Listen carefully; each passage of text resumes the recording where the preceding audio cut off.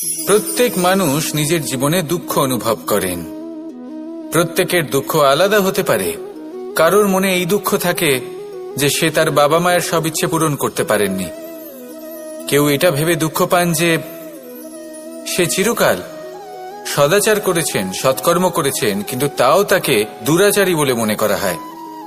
কেউ এটা ভেবেও দুঃখ পান যে তার সামনে যে ব্যক্তি রয়েছেন তার চোখে তিনি শত্রু হয়ে উঠেছেন বা দুষ্ট হয়ে উঠেছেন, যেখানে তিনি হয়তো কোনো অনুচিত কাজই করেননি।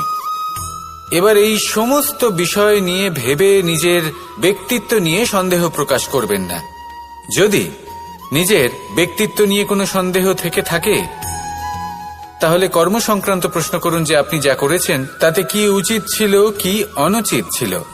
যেটা প্রয়োজন সেটা এটা বোঝার যে আপনার অন্তর্মন, আপনার বিবেক আপনাকে কি বলছে, আর আপনার অন্তর্মন আর আপনার বিবেক আপনাকে যেটা করতে বলবে শুধু সেটাই করুন।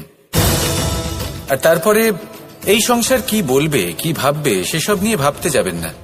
কারণ এই সংসার তো ঈশ্বরকেও প্রশ্ন করে থাকে, ঈশ্বরকেও দোষী মনে করে।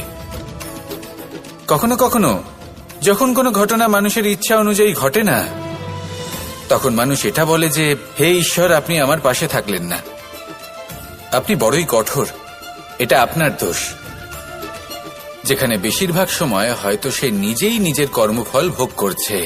আর কখনো কখনো ঈশ্বর হয়তো তার জন্য আরো ভালো কোনো পরিকল্পনা করে রেখেছেন, কিন্তু মানুষ সেটা বুঝতে পারে না। তাই দিনের শেষে যেটা প্রয়োজন সেটা হলো নিজের মনের কথা বুঝতে হবে। আপনার বিবেক কি বলছে শুধু সেটাই করুন, আর সামনে এগোতে থাকুন। আমার সাথে ভালোবেসে বলুন রাধা রাধা।